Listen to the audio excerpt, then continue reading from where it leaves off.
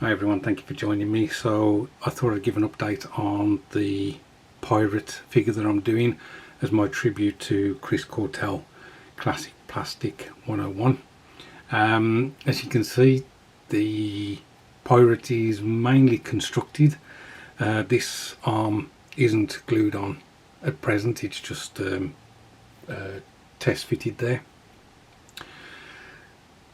I was going to leave it separate and then paint the figure and that arm separate and then put it on, but I think I may have to put it on because obviously treating this seam I may damage any paintwork that I do.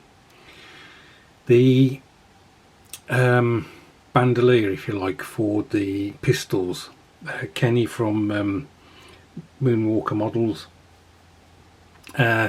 he gave me a heads up that Chris had problems with this, so it is fitted in a way that it fits, not necessarily how it should fit. The other thing I've done, as you can probably tell, I've used some lead wine bottle material to make these holsters, if you like, for the pistols, because on the actual instructions all the pistols do is you just glue them. There's a pin and you glue them into the holes at each location. Well, that didn't seem right for me. I thought that, you know, there would have been something more substantial to keep them on the bandolier. So as I say, I've created these like holsters for them. I can pull the pistols out at present.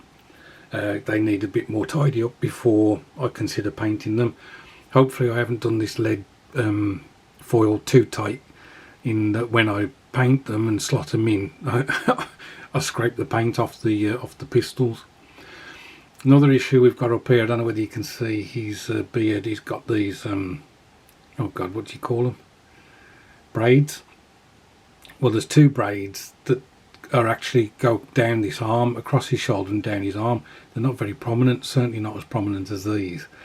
And we've got like a bit of a gap between the beard and the top of the shoulder.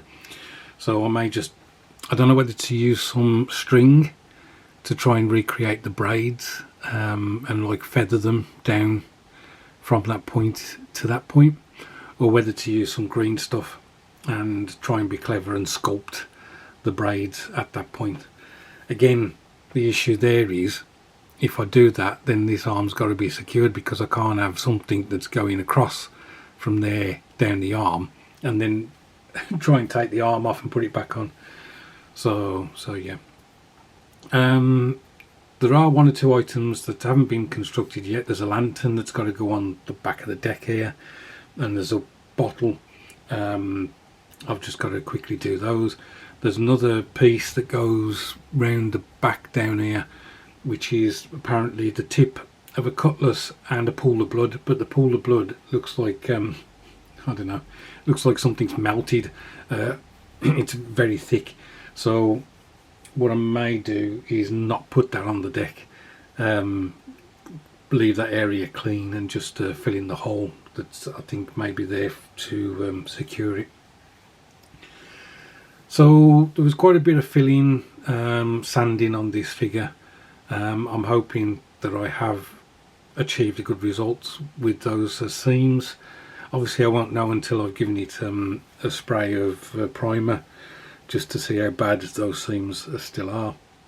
And chatting to you guys, it would appear that yes, I've got to glue that arm on and get that seam sorted out round the edge there.